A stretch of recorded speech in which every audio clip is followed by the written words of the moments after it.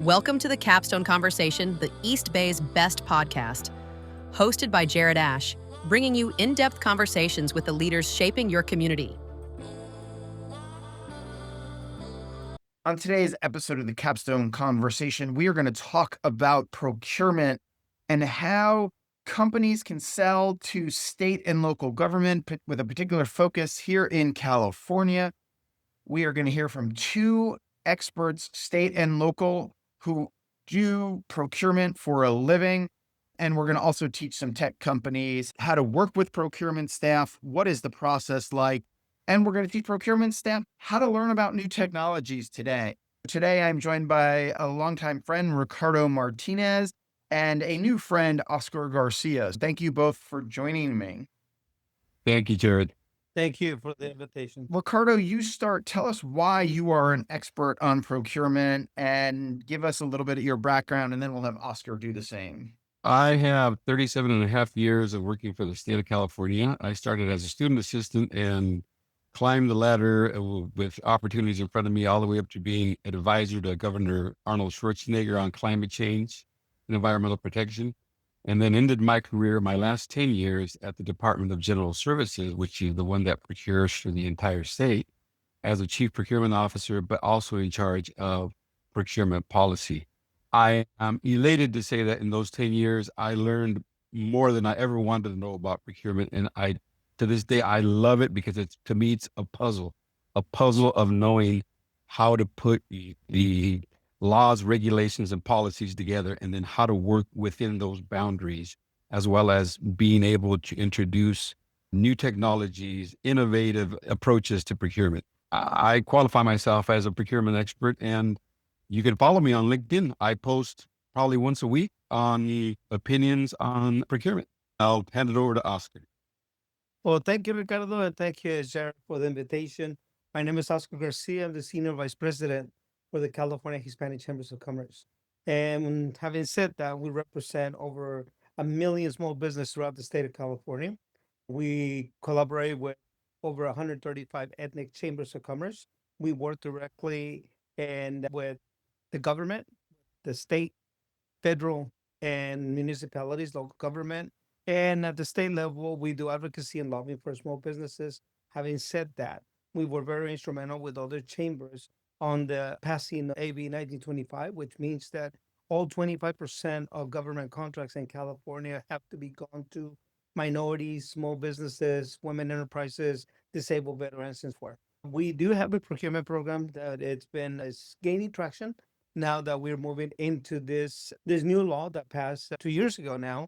And it's been a little challenging to implement because a lot of the small businesses are not ready. They're not contract ready. Jared, I failed to say I'm a partner at California Strategies, which is one of the premier strategic and lobbying firms in California. And Ricardo and I have worked on several procurement clients before of different types. When we say procurement in the public sector, like, what does that mean? How does it work from the inside? Why does everybody say it's long to sell into government? Either one of you wants to start. Maybe Oscar will start with you, and then Ricardo. Just give us that inside baseball, how you define it, the process. Okay. For tech companies, the procurement is not a single buy button. So it's just not that. I'm going to go into procurement, I'm going to sell my stuff, and they're going to buy it. There's no Staples easy button. It's not about that. It's about process. It goes into the intent phase from the government or the entity to identify the need. Number two, the tendering process, which is the RFP proposals, evaluators use certain criteria, and then the final approval, which is the connectivity layer right there. This is where the government ensures that the product or the service is ready now, and it won't be like a science project. They look for solutions. And I believe that under this question, I think Ricardo would have the most experience and the most information because he is from the inside. He is what I call the shot callers and decision makers. That is my 2 cents, that there is a process. It's not a push button and they're going to sell it. Not I'm going to register and the contracts are going to be pouring in. It doesn't work that way. It is a process, and people need to understand that it is not just overnight. It takes time to do that. I guess I can pass it on to Ricardo. He can tell us more about it and we can learn more from him than from me. Oscar. In California, procurement, I've heard it called many things. I've heard it called a rat maze. I've heard it called the black hole. While I was at DGS, they referred to the department as a black hole. Never go to DGS because you'll never get an answer. And that's not true. We changed that, especially under my leadership. I think what the potential suppliers to California need to understand that contrary to the private sector, in government, there are many policies and laws that have to be adhered to.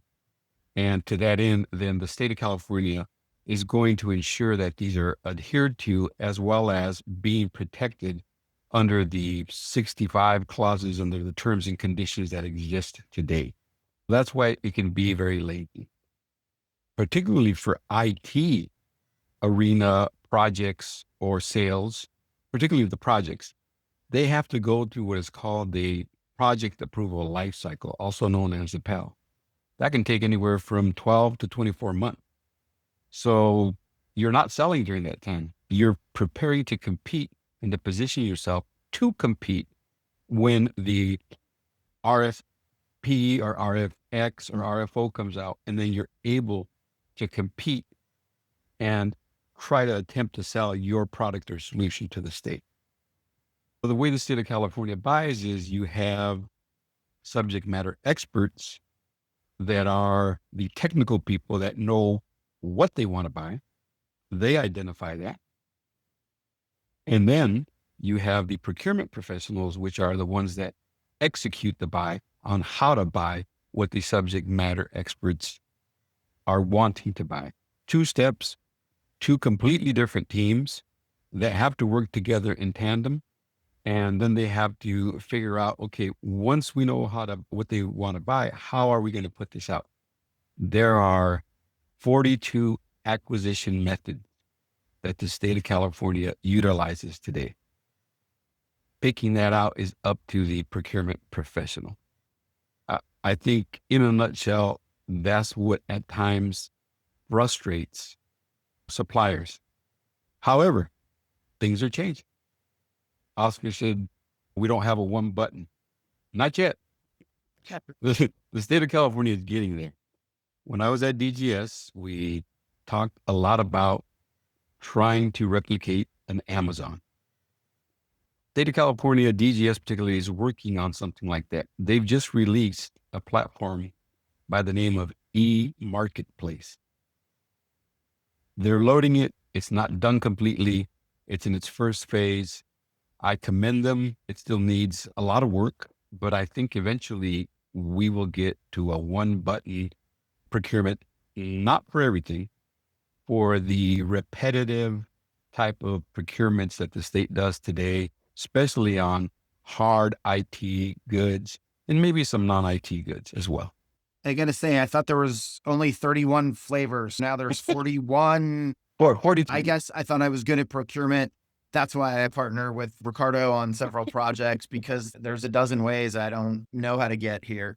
And you had mentioned a little bit about some guardrails. And I think that's important because particularly startups, but entrepreneurs don't understand why there's so many guardrails in government. Maybe just, Ricardo, just touch a little bit about why that process is there and all those contract addendums you talked about, why those clauses are there, because there is a purpose for it.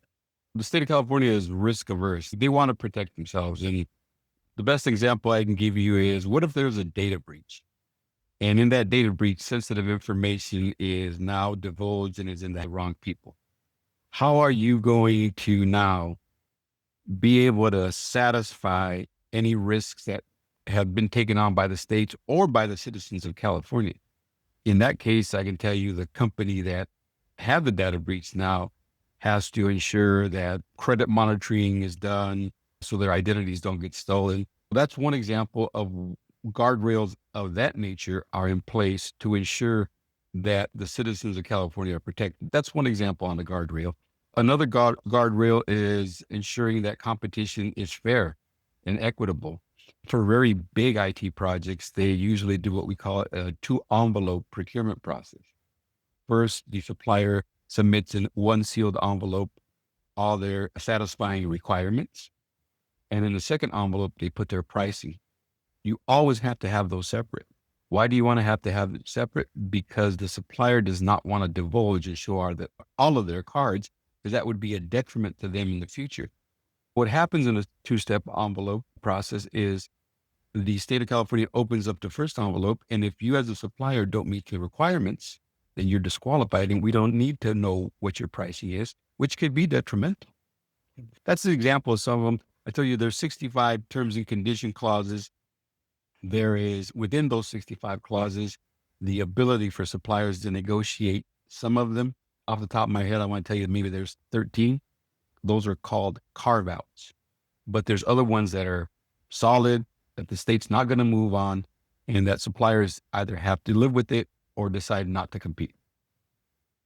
And the goal here, and it goes back to the two envelopes, right, is we're picking somebody who is both qualified and doing that. In business, if that makes sense for you to do business with your brother-in-law, then so be it. But the state has to do what is right for the nearly 40 million people it represents. The case in point that recently happened at the Department of Homeland Security of a $220 million contract awarded to the husband of a former employee of the head of the agency. That just wouldn't fly too well here in the state of California. That's why we have so many guardrails in place. I just want to say it real quick when you said the fair and equitable, that is extremely important. Like you mentioned the two envelopes, right? When they open the envelope, if the qualifications are not there, you get disqualified immediately, regardless of anything else. Having said that, one of the things that I always encourage in companies that are going to be bidding for that is to make sure that they see the risk, de-risk themselves from that to happen. That means looking at the the technical approach. How are they going to approach to this RFP? Because there is a process and there is an art to do that. The management and operations of your company and the scope of work, and then your financial and your ethics. That's the safetiness that you are going to be creating. And then the proposal has to be of value. It's just not something that I'm responding, I can do this. I think that's extremely important for to keep in mind that when someone it's looking into this to avoid that the two envelope, and then once they open it, they want to see something of value that they can want to look into it and move forward with the process. That makes sense. Let's look at the tech companies. If you're at a tech company, especially as startups, when they're trying to sell to a city, to the state, the county, what are some common mistakes? What are they doing wrong in just their initial approach and stuff? A common mistake is cold calls or cold emails, particularly now with all the firewalls that the state of California has. Some emails might not even make it to the right email box. Doing that, I think you don't have a very high probability of engaging with the correct people. Another one is the assumption that tech companies are proud of whatever they're producing, that they feel that they're the most innovative and they feel they have a solution, and that the state of California now is going to open their arms and embrace them and is going to do a rip and replace, meaning that your technology is going to replace whatever we have today and we're going to rip it out.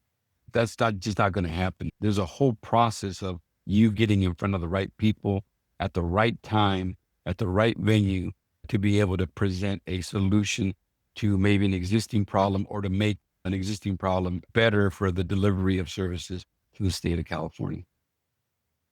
I think that one of the things that is to evaluate AI through building this team, service teams.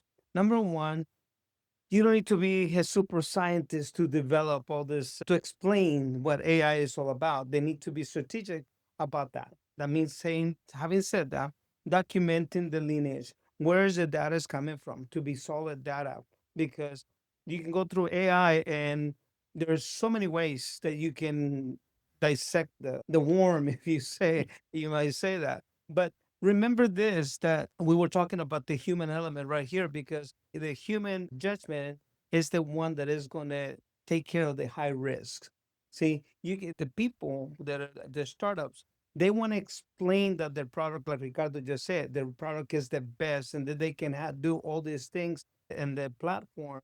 However, they have to be strategic when approaching to this by providing solid data. That means explainability understand that you need to develop and design service-driven teams on this. Because at the end of the day, that's exactly what they're looking for. Yes. They're looking for a solution. They just need flexibility and something actionable that can bring that solution to the problem. Go ahead. I think technology companies need to take the approach of where do I have a opening to be able to connect with buyers, with decision makers. And there's a lot of opportunities out there that I'll talk a little bit later on how tech companies, big or small, could be able to penetrate those opportunities and get in front of the decision makers and buyers and begin establishing relationships. Yeah, and part of that is the misalignment of expectations that even their own expectations, they treat the bids as cold pitches. Instead of focusing on the bidding process, and they forget what Ricardo always says, relationships matter. They, Relationships really do matter. Understanding the contracting officers, who they are, where do you meet, how often you see them, build that relationship. Because at the end of the day, your job is to meet those and build that relationship in order for you to be in the loop, in the game. that's right. I'll also pick up something else that one of you had said is about the cold calls and the cold emails and why relationships matter. I have heard from people who want to study and learn about new technology that particularly the AI-written emails, which everybody thinks are good, or those cold calls, or they get them and they know, hey, I don't know you actually, or I wasn't looking for this today, delete. I even talked to a chief of police who just went to his first major police chiefs conference. And he was like, I went to maybe 40 booths that I had time for and was actually interested in. I've had more than 800 vendors contact me within a week of that conference. Wow. And it goes back to relationships that we're building and everything here and how important that is. Let's look at it from the other side. If you're educating procurement staff about new technology, the AI growth curve has thrown out any other models of technology adoption and how fast things are changing. How should procurement staff evaluate this new technology to make sure it's not risky, to make sure it's safe, that they're doing their job, but they're also can embrace new technology? I'll go back to my days at DGS when software as a service, platform as a service came out. It was new. Our leader at that time, the chief procurement officer, Jim Butler, brought in an expert from UCLA, and we spent 2 full days learning from this individual on the different types of offerings and what they entail, what they could do, what they couldn't do. I think procurement professionals in the state of California have a responsibility to continue learning every day. They have to be lifelong learners if they're going to be in procurement. How do I, as a state employee, know what's going out there? We can take 2 different approaches. One, if you're really passionate, some of my colleagues still at DGS and myself, that's why I learned this, I think, to the extent that I know this, is that you have to constantly be reading, seeking out, looking at demos, going to demos if they offer you. And I'm not telling you every single one, but yes. But at the same time, I think California has a remarkable opportunity. As we stand here today, they have the Office of Data and Innovation, which is housed in the Government Operations Agency, which Department of Technology and DGS. That office is responsible for working with a number of departments and coming up with new solutions, including AI, for delivery of services to the citizens of California. Now, we shouldn't stop there. The next administration that comes in, whomever that governor might be, they should take into consideration that AI is moving so fast and is growing so big that every department, in my opinion, especially what we call the control agencies like Department of Technology or DGS, should have a branch within that department that only focuses on AI. They have to be AI experts so they can be able to tell you, what is your problem? These are the potential solutions that are out there. We need to vet them. We don't want a company that was created 8 days ago. There's a lot of great opportunity in our future. I think the next leadership that comes in needs to really embrace this and run with it. from the business perspective, from the company who's creating this technology, understand how it really works. Master how it works, determine the potential flaws and the downsides of everything that is happening within the platform. That's number one. Number two is stay current. The technology is changing so fast. And I've seen the companies that they're building the platform 2 or 3 years ago, and they're not current. It's not upgradable.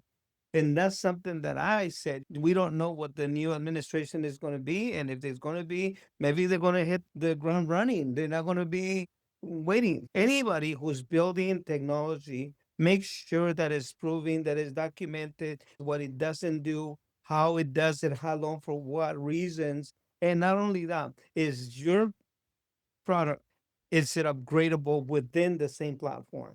I used to work for the government, for the county, and the platform was not really upgradable. It had to be changed, and they spend years and years upgrading and testing. And for government can spend millions and millions of dollars doing this. If you want to be in the running, in the front row, as a provider, you really need to do your homework. You need to be ready. You need to be able to provide that, design those teams that want to be with you for the length of your product. Oscar, it comes up a lot that with startups, even if they're in 100 different jurisdictions and they got their A round of funding, that's maybe $10, $20 million, they're expanding, but government is still a little bit risk averse. That they don't want to necessarily, they'd rather go to Google or Oracle or Salesforce because they're worried that these startups may be acquired or bought out or just closed in the next few years. How to deal with that perspective? I think that one of the things that how you actually approach, remember I said you need to be strategic when it comes to technology. I will say this, instead of competing against each other, build some type of a pool model where they can collaborate. Some agencies, some not agencies, some companies, they working together to see what they can do to make sure that they can create solutions together to really fulfill the need of the government or that entity that they're working with. One company might be a small company, and the other company might have the reputation. Somebody has the funding. And it is true when I said that the small businesses, they run out of money.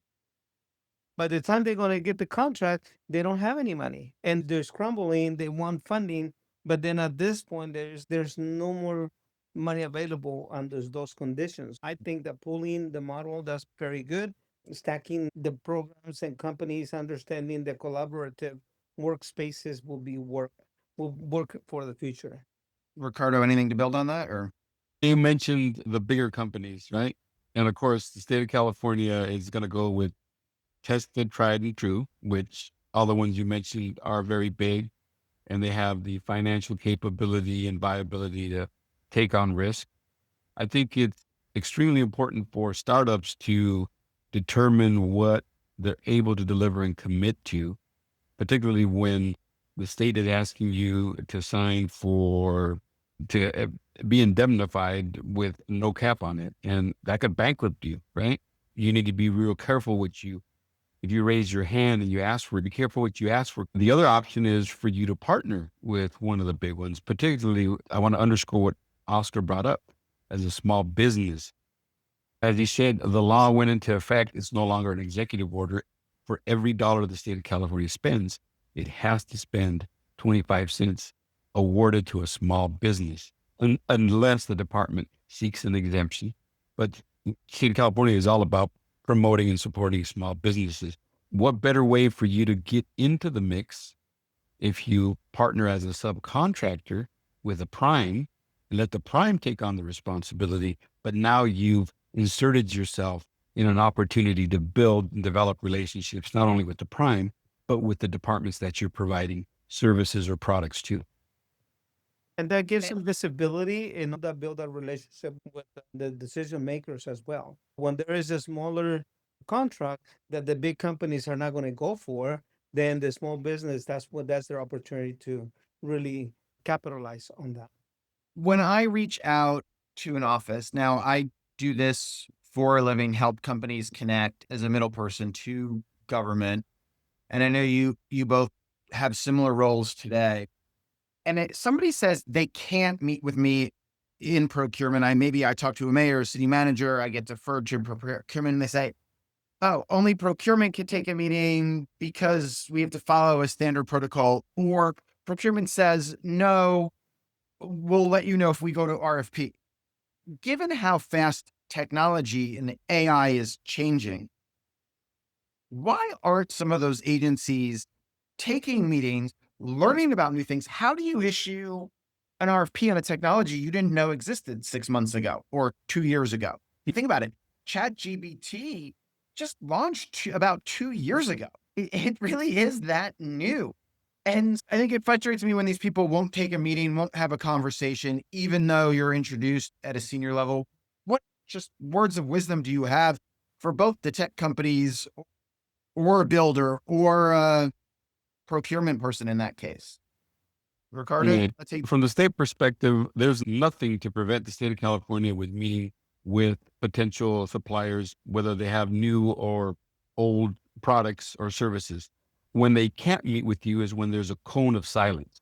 That's after a solicitation has been issued, then it's hands off. Nobody can talk to any supplier, especially if you're competing, because that could be viewed as a potential conflict of interest. However, I'm talking just about the state. A lot of departments are prone to, geez, I don't want to open that door. I don't know if I'm doing the right thing. And it's all about education. I had a client that is selling a remarkable new innovative way on how to track traffic, particularly in areas where the state of California has workers, and how to keep those workers safe. The department, I reached out to them and actually said, hey, probably this is a good idea. This is attached to a bill that was passed and signed by the governor. We want to be a resource to you, to educate you, to tell you what's out there. And we're a leading resource in this area. We're not saying that you have to give it to us. We'll compete for it, but I think you should educate yourself. And they actually opened that door and they said, this has been so helpful. We now can go and compare you to whatever else is out there, because now we have a baseline. A lot of departments will be hesitant to do that. Why? They're just afraid of, geez, if I talk to a supplier, it could be a perception issue. And you know what? We need to get off that horse and we need to be open. I'm talking solely the state of California. I know for a fact in Los Angeles, anything that has to do with procurement, you have to register as a lobbyist, even if you want to show or demo your product. I'm going to speak for advice to the small business, whoever is doing the bidding, is that fully understand the scope of work, understand the bidding, what you're bidding for, and what are your deliverables. And I said that because some people, they miss the feasibility, go, no go, do their due diligence. They just look at the numbers. They go for the numbers without understanding what entails. A good example, I have a client right now that won a multi-million-dollar contract and wants to amend the contract, trying to find a loop to amend the contract for something like that. I think Ricardo has seen probably more of this than what I'm seeing.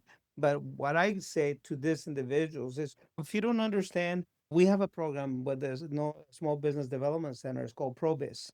It is in the Bay Area, ProBiz, SBDC ProBiz.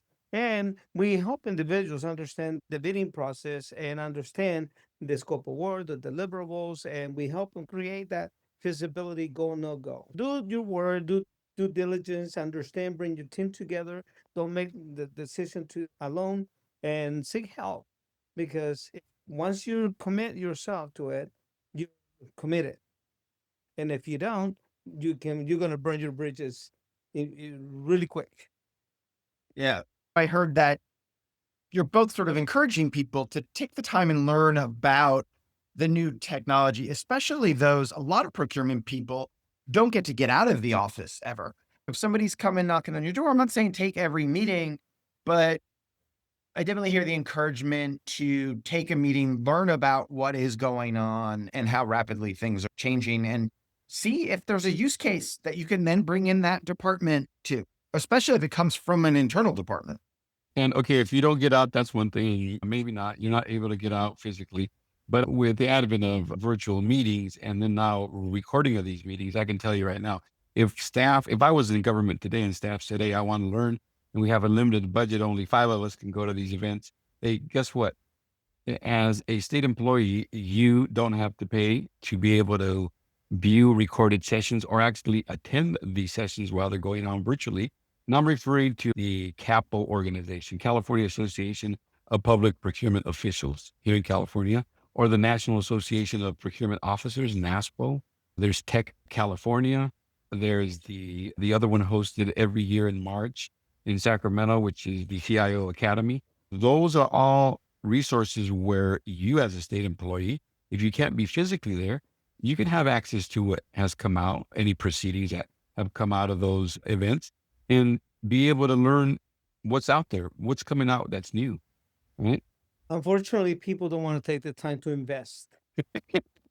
So what? Talking about procurement officials or the tech companies? What are the No. tech companies and even the employees? If I didn't learn this, I didn't go to school for procurement.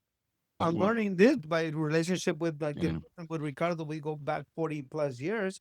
But you know what? I continue to learn. I continue to enhance my knowledge by accessing public information on procurement and the laws and regulations and the guidelines. And I look at the RFPs just for the heck of it, so I can understand better. And it's an investment. It is an investment all the way around. And to build up on top with Oscar already said, state employees sometimes are already overtasked. And unless you really love procurement and eat, breathe it every day, and you want to be, again, a constant learner, cutting edge, then you're going to invest the time. But most of the time, man, they're burned out. And they're like, hey, I just worked on a 133-page RFP. I don't want to go learn about new stuff. That's why it's very important, again, opportunity for the next administration to create expert units on AI or emerging technologies within control agencies, but also the bigger departments should have one. Caltrans should have one. They're using a lot of technology. They should have within their IT branch a AI set of experts that are constantly vigilant, looking out to what's coming forward out in the industry. And that's interesting. And that comes up because most IT directors I've talked to, their focus helping to forgot their password to log into their email when they can't get in, or to make sure there's not a cyber attack. And so they don't necessarily want to learn about the new technology too. But I want to play on that a little bit because we've talked a little bit about policy just now. And there's a lot of cities I know that have told me, special agencies, to say, hey, we got to have a policy on AI. We've got to have a framework. The state is working on some in different departments, but the local governments aren't sure what to do. And so there's this risk aversion until we have a policy framework on how we can use AI. And it's okay, technology changing very rapidly, but what is the framework? Oh, you can't use, like, every jurisdiction is becoming different. If I have an AI note taker in a meeting, they don't want it because it's public record. That's my AI note taker, not yours. And I was talking to one city that like banned the use of large language models. And I'm like, really? So what do you do? Oh, I use a ChatGPT app on my phone and then email it to myself. That's even worse. Maybe talk about what is the need for these policies? Why do cities feel like they need an AI, quote unquote, policy before they could even consider procurement? Yeah. So for the state of California, and usually what I've seen a trend that tends to happen is local governments will look to the state on what they put out and then adapt it to their specifications, what works for them. Right. But you also have the public contracting code, which is law, and which gets updated to legislation. There are a lot of bills that have passed on AI. There's a lot of bills working right now that address AI. One of them is protecting data, particularly in California. I know that a lot is being talked about in the hallways in the Capitol about how do we protect the data that is acquired by suppliers working for the state of California, and how do we protect that data from getting into the hands. DGS, as they saw AI developing and being acquired by departments, immediately moved to integrate in their terms and conditions a whole set of terms that you have to agree to. One of them was if the state of California enters into a contract with you and you're going to use generative AI to produce any product for us, you need to disclose that. And that didn't exist before. And so that's existing. That's a guardrail. The other one, like I told you, is protecting data from citizens in California. And you're going to see a lot more. A real big one that's been on the scope of everybody is, what about this AI that's able to make a decision to qualify me if I submit my name and my data and apply for social services like SNAP or Medi-Cal? They don't want to leave that entirely to AI. AI could probably be a portion of doing it, a check off on the checklist, but the ultimate decision, resounding on what Oscar already said, there has to be a human element to that. AI could never replace that human element. Someone told you that they will look into Chat GPT for a directive and pass it on to the workers or the employees or whoever is sending them to. I think that everybody should be government and organizations providing the services should be focused on compliance solutions. Number one, that's number one. Number two, piggyback on the cybersecurity standards. Understand what the state of California is doing because they're spending dollars trying to figure it out to protect and build those guardrails on data protection, risk mitigation, and monitoring the data. How is it being used? So understanding the cybersecurity standards and most importantly, the labor compliance on that. So it is, I think that's extremely important for both to fully understand and to build that collaborative efforts that I was saying before. Instead of competing, try to collaborate rather than you will come stronger than just going it alone. Okay. One piece of advice to both of you, to procurement officials on adopting new tech and everything. The procurement officials. Yep. Don't be afraid to open the door to listen to suppliers that have something new and innovative. Now, again, you don't want to get flooded with 800 phone calls. You got to be judicious about what you're going to take a look at. So therefore, you should have some screening process where you can involve your staff, and your staff can also be in the middle and learning all these new, innovative, new technological advances. Oscar? Yeah, and my advice is to be willing to share your knowledge with the small businesses. Understand the small businesses, they're not fully, they're busy trying to develop their platform, the product, or the service. So be open. Ricardo says, open your doors, understand, and be patient. Yeah, that makes a lot of sense. One piece of advice, we'll go Oscar this time, then Ricardo, for the tech companies trying to sell into government. One just clear piece of advice on how to start the process. All right. So number one, don't look for the button. It doesn't exist. Right? Not yet. Not yet. That doesn't exist. Don't use the responding to the RFP as a pitch deck. Is that a pitch deck? You want to capitalize on that, on your capacity and capability. You want to make sure that the whoever is opening your bid or your information it's going to continue reading, but not a book, not a white paper, but it's about your accomplishments and your solutions to that RFP. So be strategic when you're answering and responding to the RFPs. And if you need help, you can always look us up and we'll be there. My advice to tech companies wanting to penetrate the state of California market is, first of all, try to see what preferences or incentives you qualify. If you're a small business, that's very important for you to get certified. That's very important because that's going to open a whole nother world for you. Okay. Two is leverage any opportunities where experts, subject matter experts, and buyers get together. Those are hosted by DGS throughout the state. Those are very important for you to get FaceTime with the right people. And two, yeah, you got to knock on doors, and more doors will be closed on you than the ones that will open. But there's an opportunity there. If one opens, all you need is the entree. And from there, you establish a reputation. And let me tell you, that will open other doors. I witnessed that personally while I was at DGS. So how many times you need to bid before you get one? So I conducted a study while I was at DGS. They asked me, how many times does a small business have to submit a bid until they get selected? And we said, let's find out. Let's go do a study. And our numbers turned out to be that it takes a small business about 8 submissions to a solicitation before they're selected. So you cannot get discouraged. And I know they cost money, but start off small. Start off with a small business preference acquisition, which is a low dollar threshold, $249,999.99. But you're only competing against another small business. You're not competing with the big businesses, and you're not competing with 10 suppliers. It's you against somebody else. And the last word of advice on that one, those are awarded solely on lowest price. Okay. Can a procurement be done in less than a year? Yes, yeah, but the small business could be done in weeks. Okay. Can you avoid an RFP? RFP is the most complex of the solicitations. This is when the state is asking you for a solution to their problem and a cost. They don't know how to solve it. They don't know what it's going to cost. Very resource intensive for a supplier. Can it be avoided?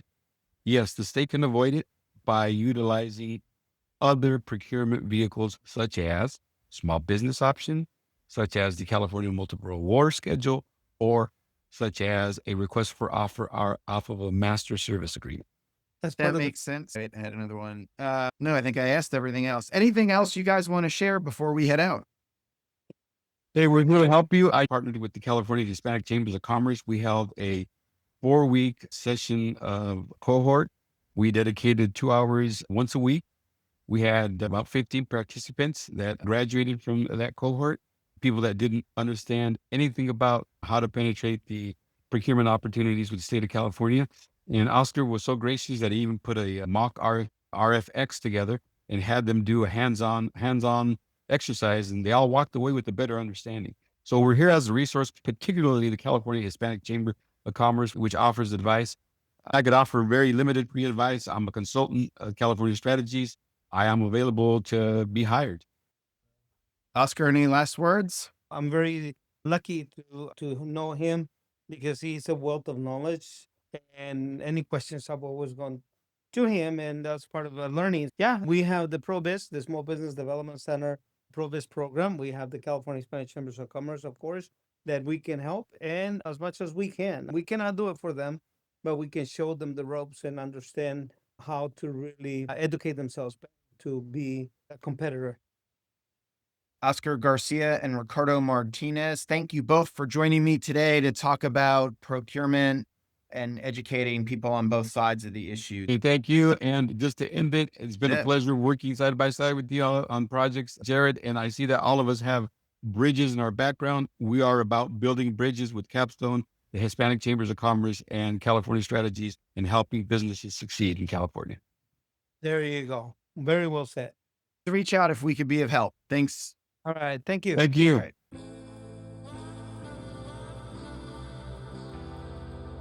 Thanks for listening to the Capstone Conversation. Don't forget to subscribe and follow Jared Asch and Capstone Government Affairs on LinkedIn. Leave us a review and share this episode with a friend.